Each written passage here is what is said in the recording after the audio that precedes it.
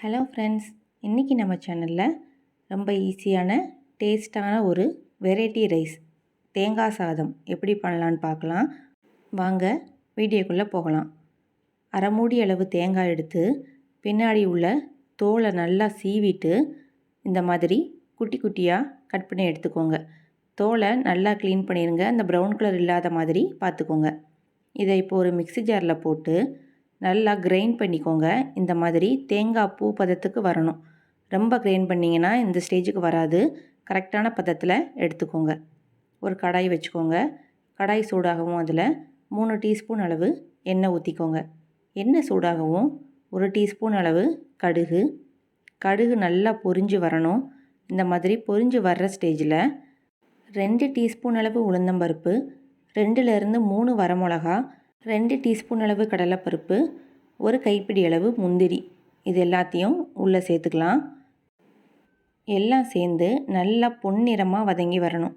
நான் செக்கெண்ணெய் சேர்த்ததுனால நுரை இந்த மாதிரி பொங்கி வருது. ஸ்டவ்வை சிம்லேயே வச்சு வறுத்து எடுத்துக்கோங்க.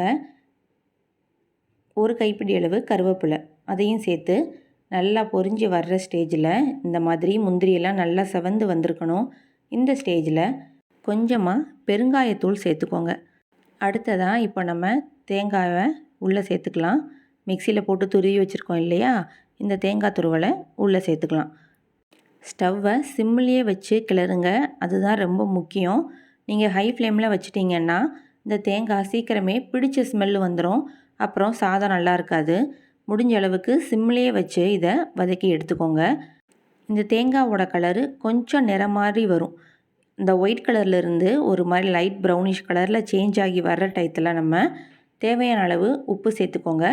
ஸ்டவ்வை ஆஃப் பண்ணிவிட்டு இது எல்லாத்தையும் நல்லா கிளறி விட்டுக்கோங்க. தூள் உப்பு சேர்த்துக்கோங்க, கல் உப்பு சேர்த்துறாதீங்க. கல் உப்பு சேர்த்தா கரையாது.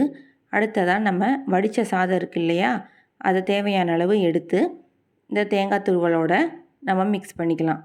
எல்லாத்தையும் சேர்த்து நல்லா ஈவனாக ஒன்று போல் எல்லா பக்கமும் கிளறி விட்டுக்கோங்க. அவ்வளோதாங்க, தேங்காய் சாதம் ரொம்ப சூப்பராக ரெடி ஆயிடுச்சு. இது நீங்கள் டிஃபன் பாக்ஸுக்கு ரெடி பண்ணி நீங்கள் கொடுத்து விடலாம். ரொம்ப சூப்பராக இருக்கும் மதியானம் சாப்பிடும்போது. நீங்களும் இதே மாதிரி வீட்டில் கண்டிப்பாக செஞ்சு பாருங்கள். செஞ்சு பார்த்துட்டு எப்படி இருந்துச்சுன்னு கமெண்ட் பாக்ஸில் கமெண்ட் பண்ணுங்கள். மறக்காமல் நம்ம சேனலையும் சப்ஸ்கிரைப் பண்ணிடுங்க. தேங்க்யூ.